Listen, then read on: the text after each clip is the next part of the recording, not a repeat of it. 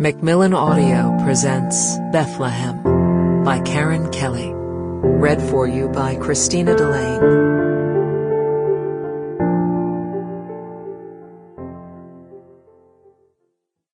One, August 1962. It's nice to see some live children around here.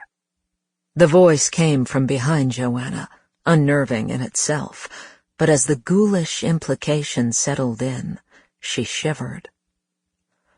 The figure seemed to have appeared out of nowhere, the old woman in the wood in a frayed straw hat.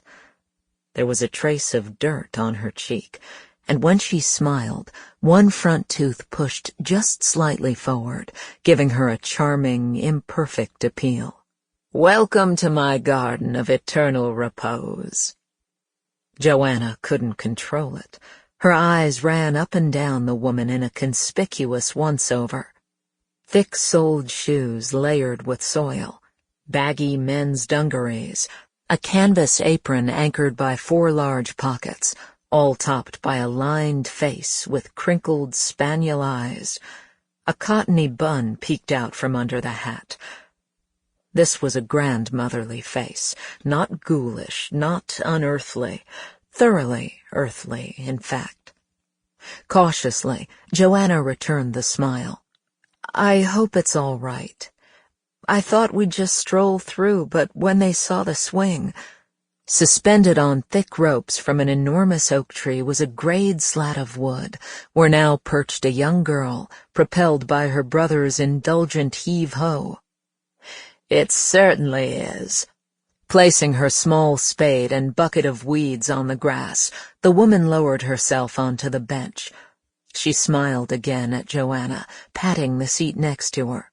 Lovely to have you here. I've been waiting to meet you.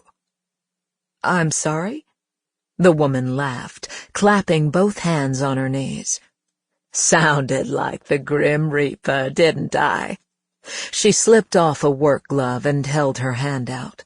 Doe Jansen, proprietress, and you're Joanna Collier.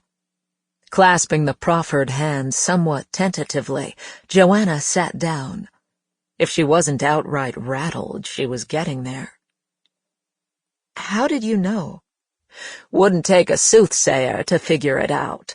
One look at that little boy and you know he's a Collier. But I've seen you before, at your father-in-law's funeral last year, and I knew that Frank had moved his family into Bryn Mawr.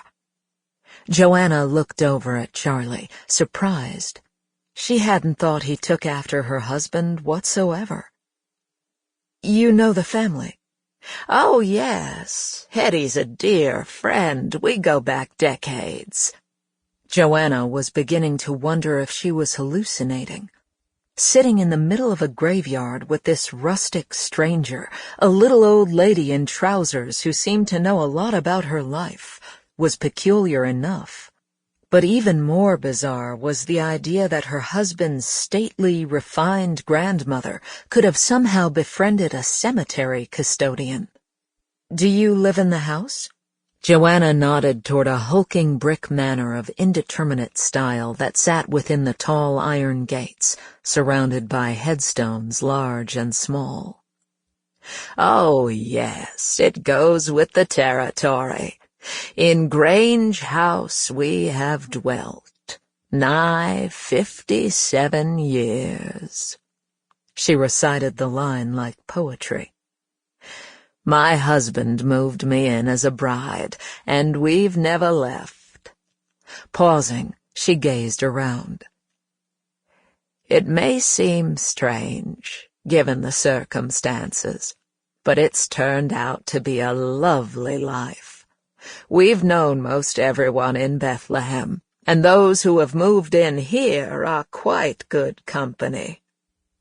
Curious about the earth-streaked little woman in the tattered hat, Charlie and Daisy had quit the swing and were now hovering at their mother's elbow.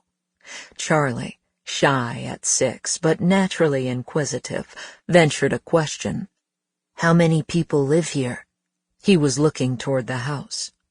Doe chuckled. Sample complete. Ready to continue?